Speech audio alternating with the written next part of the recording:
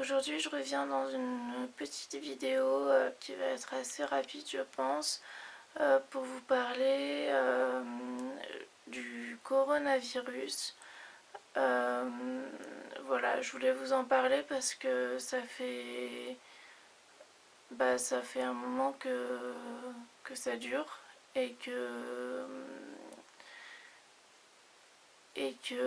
ça fait seulement 2 semaines, on va dire, à peu près, dans ces eaux-là, que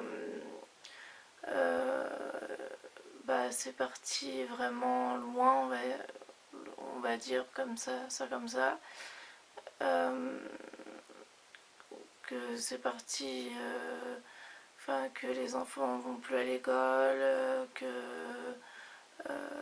même ma meilleure amie n'a plus cours à la fac, euh, que même voilà, et que ensuite il y a eu le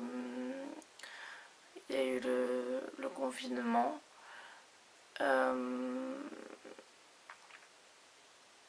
Là,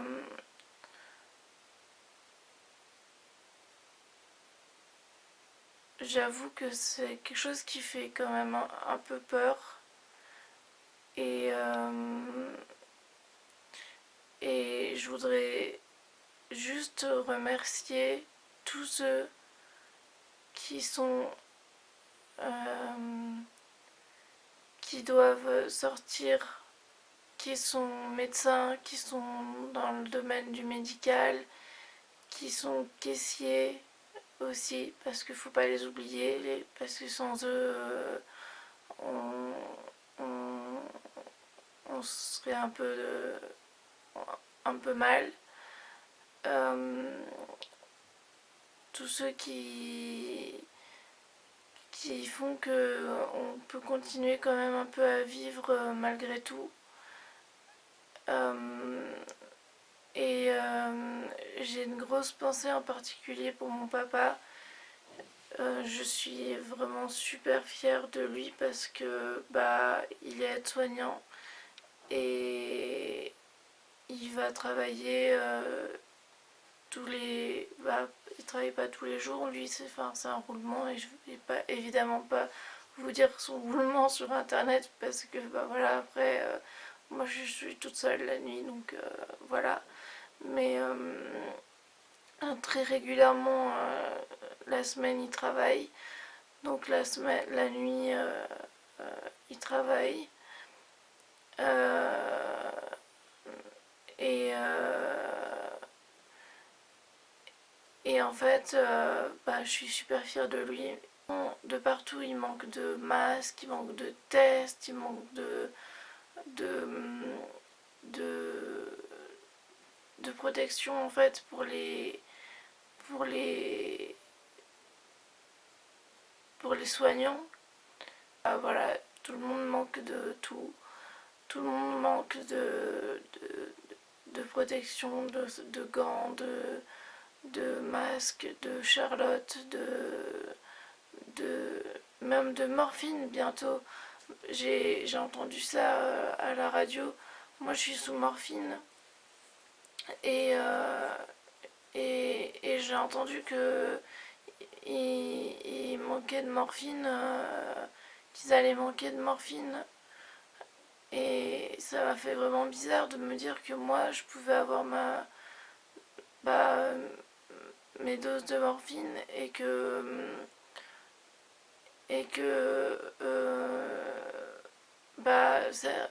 des patients, certains patients ne pouvaient pas en avoir, ne pouvaient plus en avoir parce il y en avait plus. Donc c'est quand même, je trouve que c'est grave. Et voilà. Alors, s'il y en a qui veulent nous aider, la meilleure façon de nous aider, d'aider les soignants, il y a deux façons.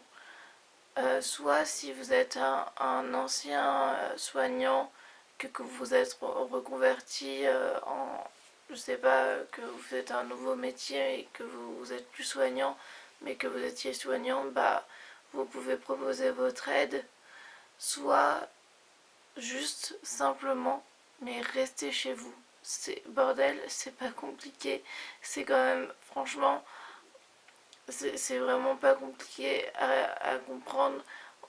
Il y a pas, il y a pas, je peux comprendre que ce soit difficile parce que bah moi je suis alitée assez souvent et quand je ne le suis pas, je suis quand même de toute façon à la maison le, très souvent. Euh, je suis souvent enfermée à la maison et toute seule. Et ça, c'est pas que depuis le confinement, hein, c'est depuis bien avant, ça fait des années que c'est comme ça. Et c'est à cause de ma maladie. Et, euh, et je sais que c'est pas facile de rester chez soi et de rester toute seule et de rester à la maison. Mais là, si on veut que les choses avancent et que si on veut que ça, oui, que les choses avancent et que ça aille mieux, il faut rester chez soi et éviter de sortir, éviter de voir des gens pendant une petite période. Et après, plus cette petite période, plus vous respecterez les règles pendant cette petite période, plus cette petite période sera courte, plus vous sortirez et vous continuerez à sortir et à ne pas respecter les règles pendant cette petite période, et bah plus cette petite période elle va s'allonger, s'allonger, s'allonger, et au final, et ben on va pas s'en sortir en fait. Enfin, ça va être sans fin. Voilà, je voulais vous faire un petit mot par rapport au coronavirus parce que bah, ça me touche aussi beaucoup de voir qu'il y a des gens qui meurent et d'autres qui se battent pour sauver des vies. Et, euh, et voilà. Euh, aussi, il y a un autre sujet que je voulais aborder, c'est que euh, il y a, il y a des femmes qui sont battues par leur conjoint euh, et, euh, et qui doivent rester confinées avec, avec lui, avec eux. Euh, et ces femmes, d'habitude, elles peuvent travailler, elles peuvent se prendre des bols d'air en allant travailler, en sortant, en n'étant pas tout le temps avec lui, même si elles savent qu'elles risquent de se faire battre quand elles vont retourner à la maison, mais elles ne sont pas tout le temps avec lui. Là, elles sont tout le temps avec lui. Et, euh, et ça peut être dangereux pour elles. Euh, donc il y a un numéro que vous pouvez appeler, c'est le 39 19.